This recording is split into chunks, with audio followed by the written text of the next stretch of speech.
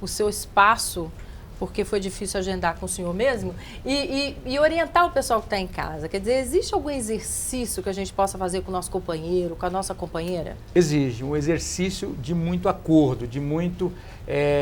você tem que abrir mão mesmo de convicções e em favor do outro. Isso é uma questão muito difícil para a natureza humana. Se você olhar somente para as suas razões, para as suas convicções, com certeza o casamento vai estar correndo perigo. É aquele momento que a paixão cessou e entrou a razão. Entrou não só a razão, entrou o casamento real, a realidade do casamento, né? E aí os dois têm que encarar esta realidade, de preferência com o mesmo olhar.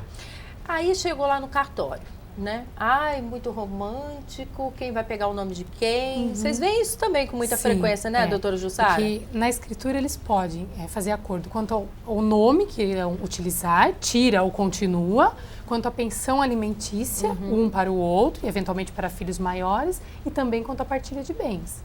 E como é que... Agora vamos falar do casamento primeiramente. Na hora da escolha lá de quem vai pegar o nome de quem, isso já vai pré-definido ou vocês veem coisas curiosas nos cartórios? Não, geralmente eles já indicam se irão... Hoje é curioso porque o homem também pode adotar o nome da mulher.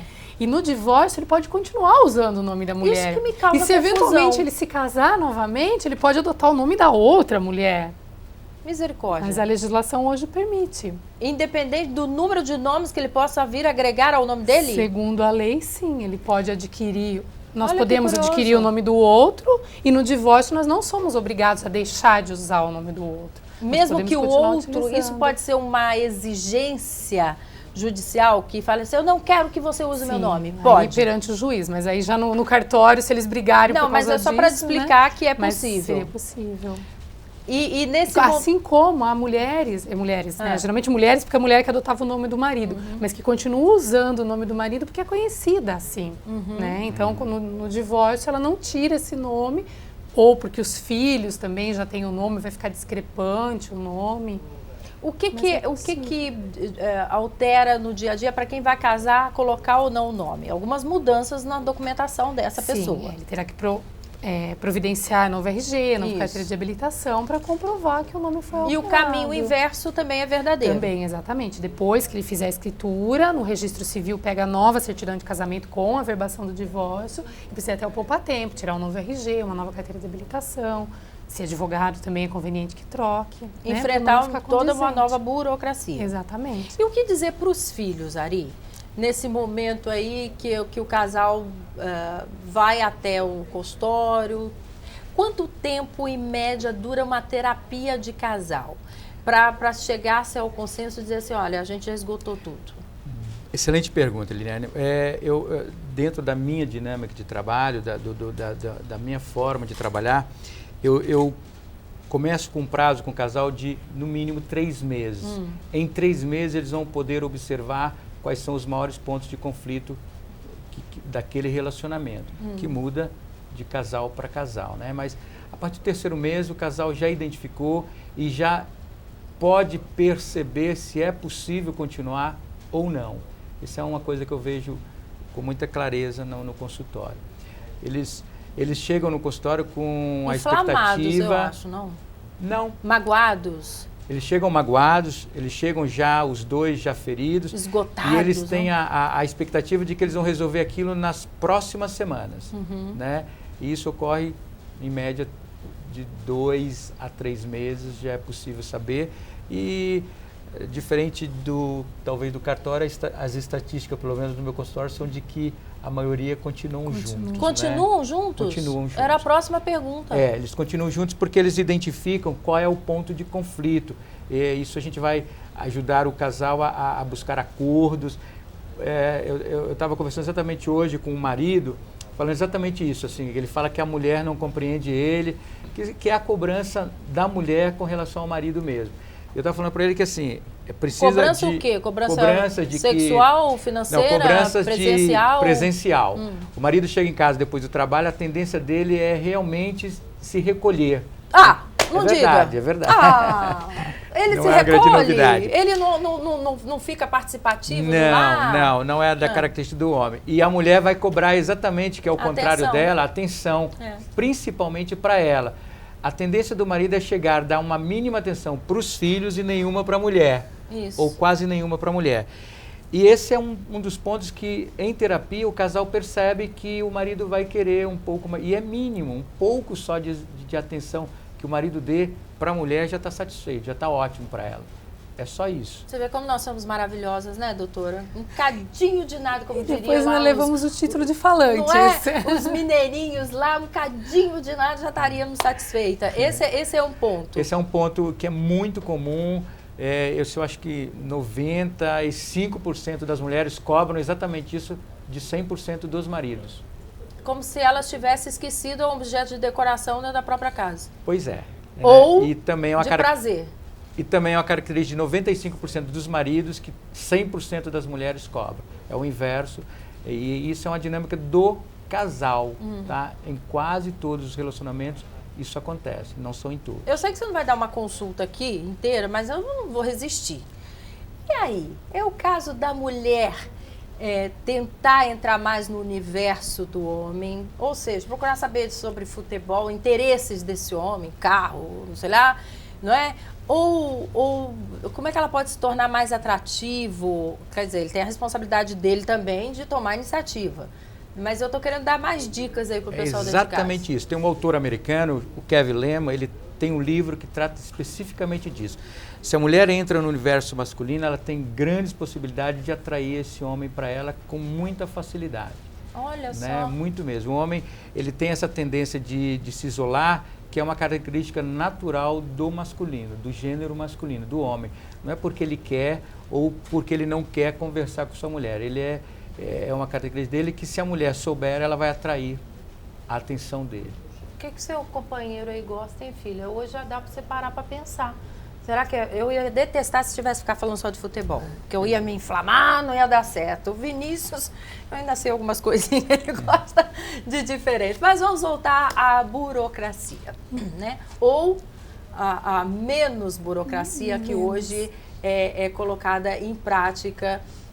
Eu gostaria do passo a passo que a gente pudesse repetir para o pessoal em casa, para quem deseja se separar, quais documentos que ela tem que estar munida, ou ele, e se existe já no cartório algum momento assim de reflexão, ou já é uma coisa muito fria, muito direta, assina aqui, tchau, e benção. Nós temos duas situações. Nós temos aqueles casais que simplesmente se divorciam e aqueles outros que fazem o divórcio e também a partilha do patrimônio adquirido durante o casamento.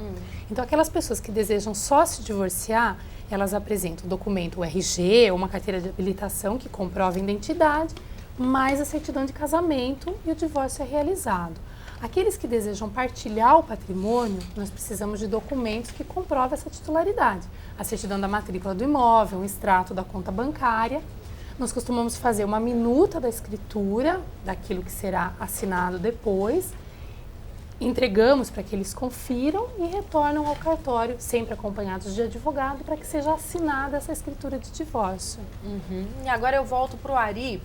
Em outras questões que seriam comuns também, que causam a separação, o que causam a separação? Pois vários fatores. Nascimento de filhos com algum problema, um caso de morte, um luto. Peraí, casamento, filhos que nasçam com alguma Existem alteração? alguns fatores, isso. Se o relacionamento do casal já não está bom, tá? Existem algumas causas para essa separação. Agora a gente nem está falando mais de separação, estamos falando de divórcio, né? Hoje a figura Mas de separação. causas de separação. Primeiro, se o casal já não entra mais em acordo, né? Mas isso vai facilitar que qualquer evento que aconteça force essa separação. Então, a morte de filhos rompe. A morte de um parente que é importante, a morte de um pai ou a morte de uma mãe de um dos lados. Encoraja. Também é um outro fator. Filhos com deficiência, isso é estatística, tá? Filhos com deficiência é outro fator que facilita a separação.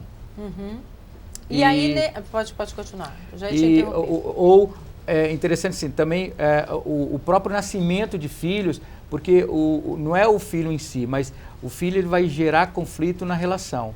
Então, se o casal também não estiver em sintonia, o filho vai ser um fator que provoque a separação. Quando fala em sintonia, doutora Jussara, eu adoraria que casamento fosse igual o dial do rádio, assim, que você fosse lá e colocasse, mesmo que houvesse uma chiadinha, dos dois. não é? Uma chiadinha lá, você colocasse e a sintonia fosse ajustada e rápida. Mas é possível, segundo você, né, Ari? É possível sim, é possível sim. O casal, quando está em conflito, se eles buscarem ajuda, uma ajuda técnica, uma ajuda confiável, é possível sim que eles compreendam. Uma outra compreendam. curiosidade que eu tenho. Uma coisa é o que você acha que você é. Outra é o que a pessoa pensa a seu respeito. Não é assim? E outra é o que você se vê no espelho. Quer dizer, você acha internamente e externamente a leitura que o outro tem de você. Quando eles chegam num consultório de um terapeuta, a fala é conjunta? Você atende separadamente um e outro e depois há um encontro? Não, a terapia de casal ocorre sempre o casal, sempre. Se ela ocorrer separado, com certeza eu vou ter mais problema como terapeuta, porque eu vou ouvir uma voz que com certeza vai beneficiar ele, eu vou ouvir outra voz que vai beneficiar ela. E é muito comum no próprio atendimento dos dois, eu ouvir o marido falando uma coisa e a mulher falando outra, no mesmo momento. E aí eu checo para ver qual é a verdade que é verdade, ou a dele ou a dela. Normalmente eles se contradizem até juntos. O que é mais duro para esse paciente, falar ou ouvir? Imagina meu marido falando os meus defeitos, eu ia ficar olhando para ele, eu ia falar junto. As duas coisas são difíceis, mas normalmente tanto o marido quanto a mulher, eles tomam mais um choque quando ouve uma coisa que nunca ouviu. É muito surpreendente quando eles ouvem, normalmente a mulher fala mais claramente o problema do que o marido, mas é surpreendente quando eles ouvem uma coisa de 10 anos que ele nunca ouviu, porque a mulher realmente nunca falou tão claramente. E o terapeuta tem essa função de facilitar esta conversa, de deixar mais claro esse diálogo. Quando você fala em 10 anos, quer dizer que a pessoa fica maturando aquilo? Não, às vezes nem sabe, realmente não tem escondido. Conhecimento. Alguém nunca falou para o outro qual é o problema claramente. Já falou em códigos, mas em códigos não funciona. Tem que ser claro. Isso é bacana na terapia de casais, quando o problema fica muito evidente. E às vezes ele vem muito difícil de compreender até que fica claro para os três, tanto para o terapeuta quanto para os dois, o marido e a mulher. E aí eles resolvem. Enquanto não está claro, eles não sabem. E isso precisa repetir, sempre bater na mesma tecla ou não isso necessariamente? Precisa mudar. Depois que eles descobrem, isso demora um tempo. É muito interessante você estar falando, se tem um casal que eu estou atendendo, que a mulher fala, por que ele já sabe e não muda? Isso, porque seria a fala que eu também... depois de saber, existe um tempo para mudar. Isso é o comportamento humano, exige um tempo de reaprender um novo comportamento. Mudança de hábito, mudança de postura, mudança de tudo mais que possa salvar esse casamento. Mudança completamente de comportamento. Eu fico aqui, olha, só imagina, não me pergunte, quem vier conversar comigo para dizer que vai separar, eu sempre falo, separa não. Pensa direitinho, né? Claro, em circunstâncias absurdas de violência, ninguém está aqui para apanhar, ninguém está aqui, são situações adversas, mas eu falo separo não naquele momento que o sangue está quente, sabe, doutora Jussara? E que é isso que eu fico imaginando, se não é esse temperamento, com esse temperamento que a pessoa chega até o cartório, com esse imediatismo diferente do passado, que dava-se um tempo maior para que a pessoa pudesse pensar. Nós temos essa contradição mesmo, porque a escritura hoje de divórcio ela é simples. Eles comparecem com os documentos, munidos da certidão de casamento, acompanhados de advogado. E assim, o tabelião ele não tem essa função de tentar a reconciliação do casal, né? Não, a gente está lá para formalizar a vontade, né? Então, infelizmente, às vezes isso realmente acontece, né? Eu acho que hoje tem um dado bem importante, que eu acho que é bem contemporâneo, é o fato de que as coisas são muito rápidas mesmo, né? E a individualidade, hoje ela é muito mais priorizada do que o coletivo. Então, antes o casal, ele buscava a solução para manter-se juntos. Hoje eles buscam soluções para realmente se separar. Então, a individualidade hoje é um dado fundamental para que essa separação estejam aumentando o índice de separação. Então, cada um tanto o homem quanto a mulher já busca soluções para eles em detrimento do outro. Doutora Jussara, tem algum site que a gente possa fornecer para os nossos telespectadores para maiores informações? Sim, tem o Colégio Notarial, seção de São Paulo, né? Nós temos tanto modelo de escritura como endereço dos cartórios, os tabeliões de notas, que lá